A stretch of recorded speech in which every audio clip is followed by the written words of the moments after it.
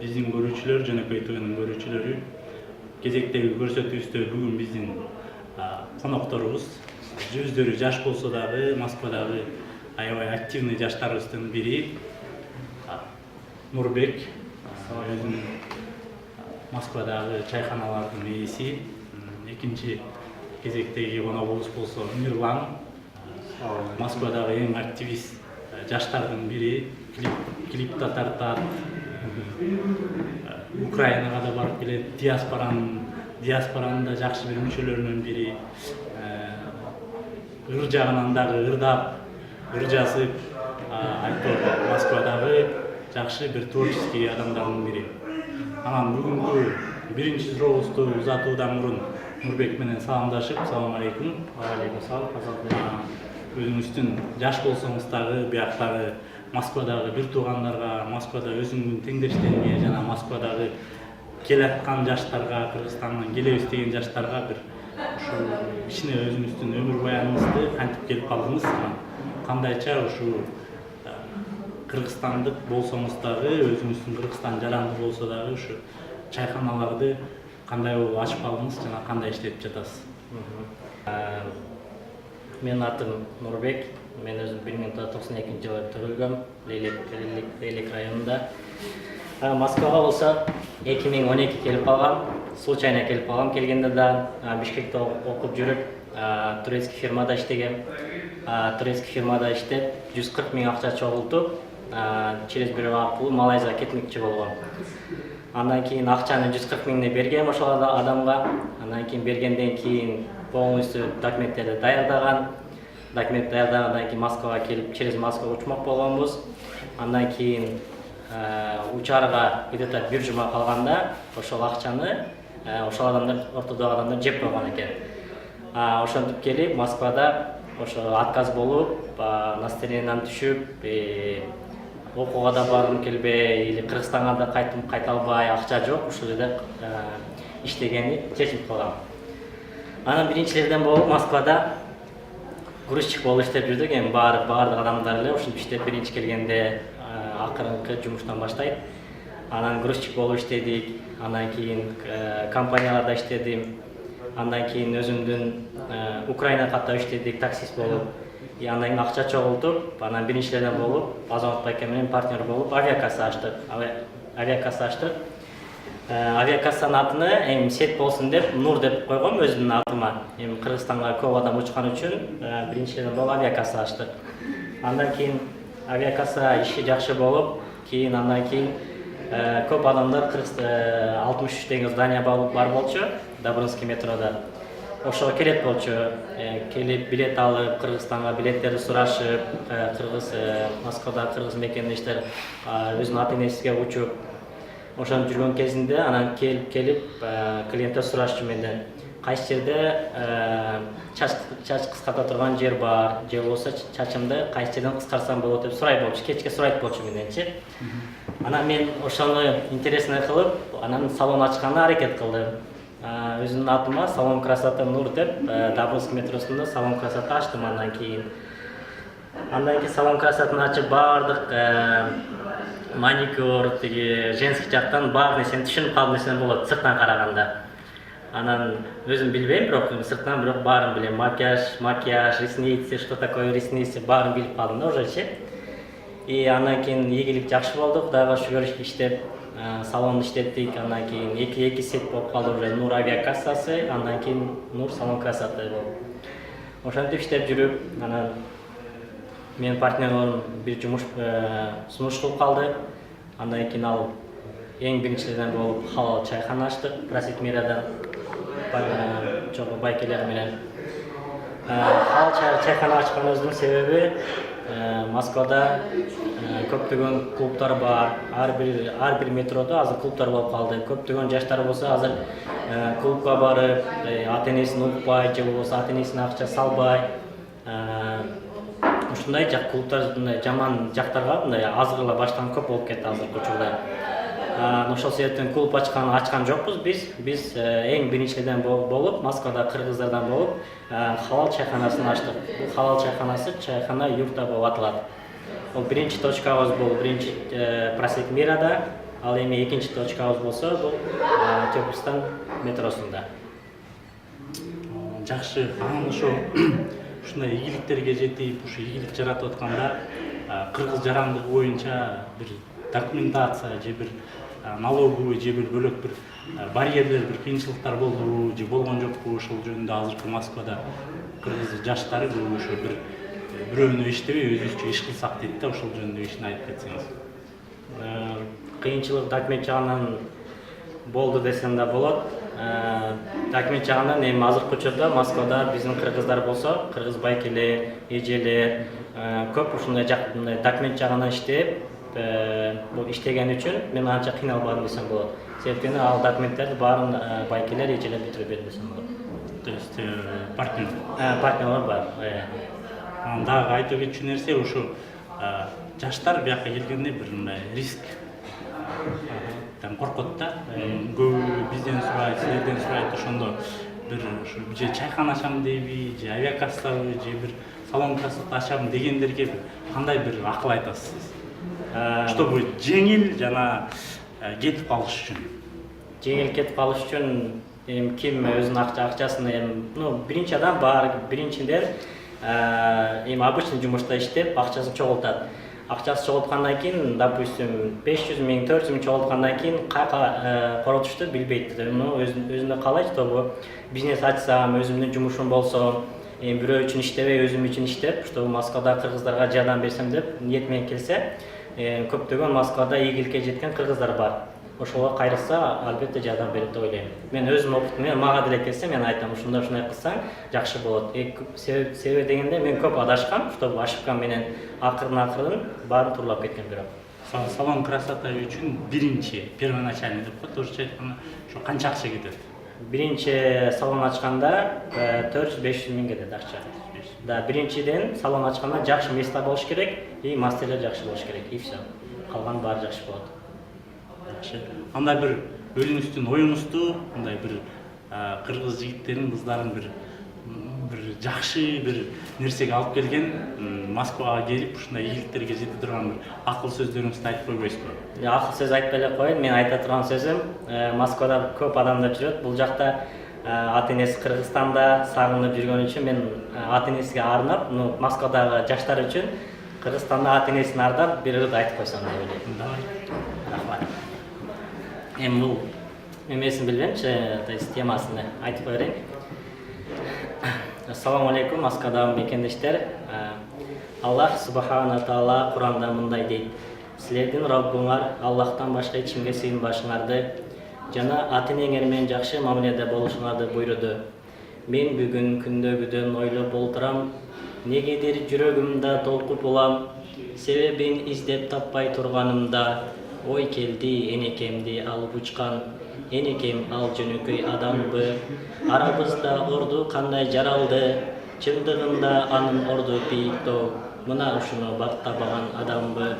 9 ай курсагында жанын кыйып, көтөргөн алсыздыктын күчүн жейип, 9 жолу ойгонсоң да түн ичинде мээримине сооруткон сабыр кылып, энекем эбеге эсис мээрим кылган, мен үчүн убактысын белек кылган, бүгүнкү эрезеге жеткен чакты Аллахым менекемди себеп кылган деп айтат. Рахмат.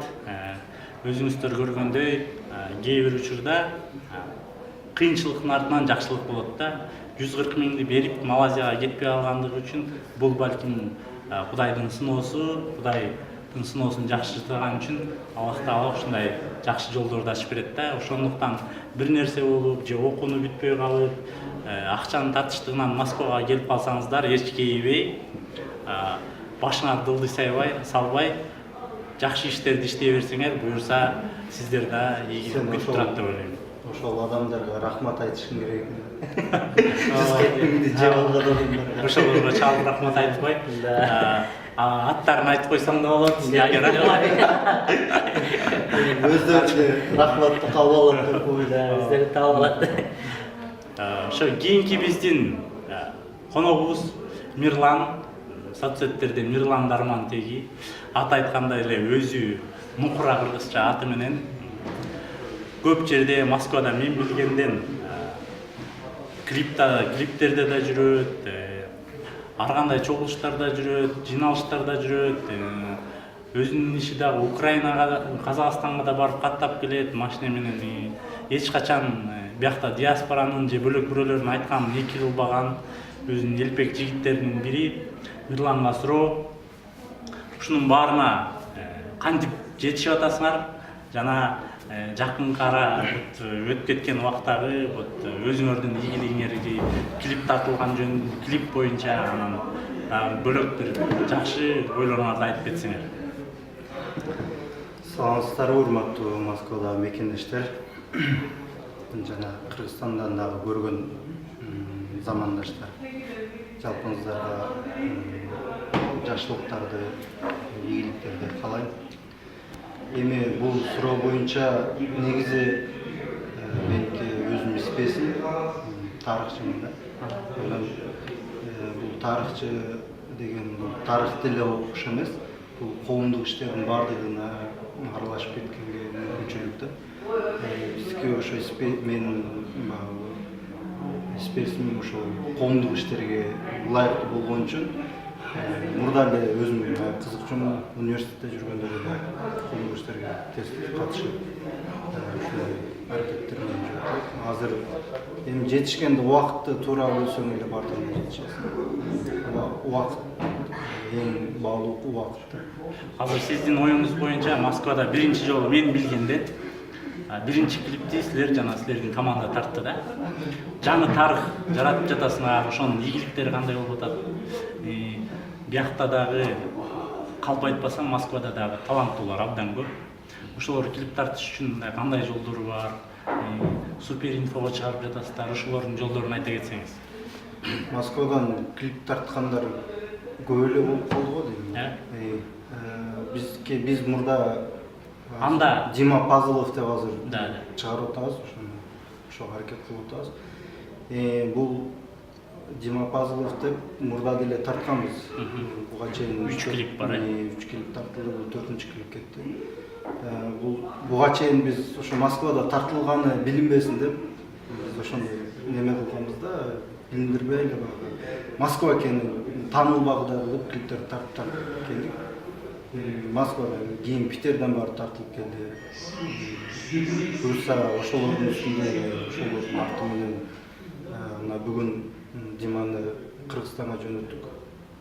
Барса ошо барып биротоло ошого чыгармачылык менен алектенип же бир болуп келсин деп элге талантын көргөз. Таланттуу бала өзү. Бишкекте музыканы бүткөн. Ал экөөбүз ошо бир аз мамиле аябай жакшы, ошон үчүн мындай агайын катарында өзүбүзгө жардамыбызды берип, ошондой өзүм дагы мен негизи бир 10 жылдай болуп калды. Ушул музыка тармагында 10 жылдай иштедим. Андан кийин эми бир аз шартка байланыштуу ал тармактан алыстап турдук. калп айтпасам өзүң дагы ырдайсың, ыр жасасың, Азыр негизи чыгармачылыкта кризис болуп атат деп коеюн. Дагы мындай экен да, шарт деле аябай ыңгайлуулукту жаратыш керек экен да.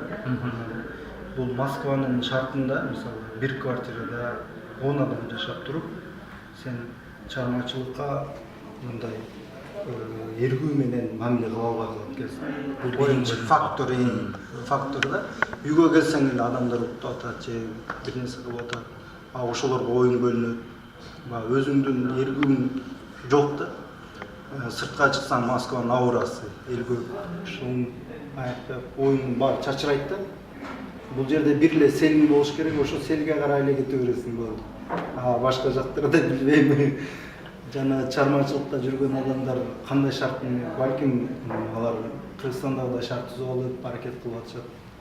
Ушундай да. Кыргызстанда деле менин оюмча кризис, бул чыгармачылык жагынан менин оюмча көп эле таланттуулар кыйналып жүрөт. Анан азыркы өзүңүздүн ишиңиз боюнча Казакстанга кыргыз жердештерди алып барып келип атасыздар, ошол жакта кандай ар кандай кыйынчылыктар болуп атат, авария болуп атат, ошол эмне себептен ошондой болуп атат? Эми бул Казакстанга деле жөн-жөнүн чыгып кайтышат да. Бул жактагы жана документация боюнча да. Ошо документация эгерде ошол мисалы көпчүлүк бул адамдар жөн эле чыгып келип атат да. Себеби регистрация жасалат, отделениеге алып барат, базада болот ошолор. Бирок отделениеде бир компьютерден чыкса, экинчи компьютерден чыкпайт да. Эки база, үч база. Үч база болуп эле. Ошолордун айна выдворение кылып коет, ушундай факторлор бар. Анан дагы жолдун хозяин сенсиң да ушучу. Ошондой аңыраңдап айдайсың. Анан тем более азыр Кыргызстандан жана стептерди алып келип алып минача сималарды минача кыргыз номердеги машиналар. Ал кыргыз номердеги машиналарга камерадан штраф келбейт да. Буларга ошол дагы себеп болуп атат дагы, бул штраф келбейт деген бул жак аңсезим пайда болуп калды дагы. Айдайт. Мен чыгып кетип атканда, мисалы, ошолор менен ошо чыгып баратканда мен ушу видео регистратор коюп коеюн деп бир ойлонуп жүрмүн. Ошолорду тартып мындай айдабай жүргүлө деп. Негизинен алардыкы оң рулда болуп, жолдон обгон фуралардын артына кетип баратып, обгон рейске чыгышат да. Ошондой мезгилдерде встречный. Анан кийин узак жолдо кетип барат, уйкулар келет. Бул жактан мисалы ошол чыга турган адамдар топтоп жөнөмөнчө эле уйкусу келип калат да, чарчап калат. Анан Москвадан чыгып кеткенче уже жолдон уйкусу келип эле ошол көргөн жерден жанагындай кырсыгында болуп калат. Эми ошол урматтуу жолдо жүргөн айдоочулар да, ушул силер өзүңөрдүн эле эмес, ошол силер менен кошо бараткан 7 адамдын же 4 орун болсо 4 адамдын, 10 орун болсо 10 адамдын өмүрүн, ал эле эмес ошол 10 адамдын бала чакасынын келечегин алып кетип атасыңар, ошонун мойнуңарда экенин сезип калгыла да. Ушу өзүңөрдүн бир Мирлан эме боюнча, чыгармачылыгыңар боюнча дагы жакын арада кандай планыңар бар? Клип тартсакпы же болсо ушул клип жагын тартып көрүп калдыңар, же бир ушундай бир студия ачып клип тартуу боюнча биякта жаштарды мындай кызыктырайлы деген ой барбы? Бүгүн студияга ошо немени чакырайын деген болчу. Чакырган өзүчө шартка байланыштуу деп алганда. Былтыр студия ачканбыз да. Биздин достор болуп. Студия ачылып, кайра бул жерде немелер реклама жакшы кетпей калдыбы же бул жактагылар көп мындай кадырлуу кандай көз карашты мамиле кылышпайт экен да. Баары эле койчу дегендей болуп эле кайдыгер мамиле да. Эгерде чындап мындай Кыргызстанда да балгандай мамиле кылынса, ал деле ишке ашып алдыга жылып кетет беле деген. Алдыга жылтырса болот го деп ойлойм. Болот буюрса, эми студияны деле ойлонуп атабыз. Ошого ылайыктуу бир помещение керек. Эч ким ал жерден козгобош керек. Ага оборудованиялар керек. Мунун баары оңой эмес да. Койгондо дагы бир профессиональный коюш керек. Звукозаписывающий. Ушул анда бүгүнкү өзүңөрдүн мындай бир оюңар болсо, кайгылуу болсо, Москвадагы мекендештерге, Россиядагы жалпы эле мекендештерге кайрылып калсаңыздар болот. Жакшы бир акылыңарды айтып, экөөңөр тең мен билгенден бойдоксуңар. Жакшы. Биз даярбыз деп телефоңарды Жок, мен даяр эмесмин деп коем. Биринчиден ошентип жакшы проект баштапсыздар. Ишиңиздерге ийгилик болсун. Эң Москвадагы эң биринчи алдыңкылардан болуңуздар. Ишиңиздерге ийгилик, дагы бир жолу Азамбек эке. Негизи жакшы адамдар менен көбүрөөк болушат. Ошондо жакшы адамдар оюң дагы өзгөрүлөт. Мисалы Москвага келгенде эле баягы Москванын жашоосу, москвачылык буюрса мен мисалы келгениме деле бир 6 жыл болуп калды. 6 жыл мурда такыр башка түшүнүк болчу да. Азыр билбейм, мен башкалардан да ойлодум, бар чыгар бир 40%, 50% ойлойт чыгар. Бирок мурдагыдай эмес. Кичине москвачылык эмес. Жакшы жак.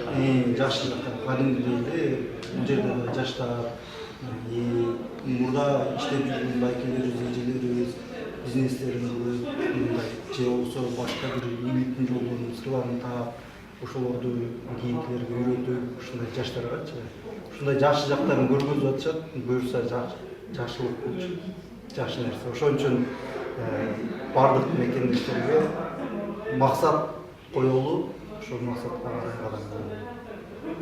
Рахмат. Бүгүнкү кеченин коноктору Нур, Мирлан жаш болсо дагы ушундай ийгиликтерди жаратып, Москвада биз сыймыктанган, Кыргызстан сыймыктанган, Москвада кыргыздар ушуларды бир образец кылып көрсөтө турган жигиттерибиз көп. Ошондуктан Москвадагы кыргыздар, Россиядагы дегеле кыргыздар ушундай болуп, өзүңөр жаш болсоңор да ийгиликтерди жаратып, биздин студияга келип, ийгиликтериңиз менен бөлүшүп турсаңыздар, биз абдан ыраазы болобуз. Ушуну менен бүгүнкү көрсөтүүбүз аяктады. Кийинки жолукканга чейин сак саламатта болуңуздар.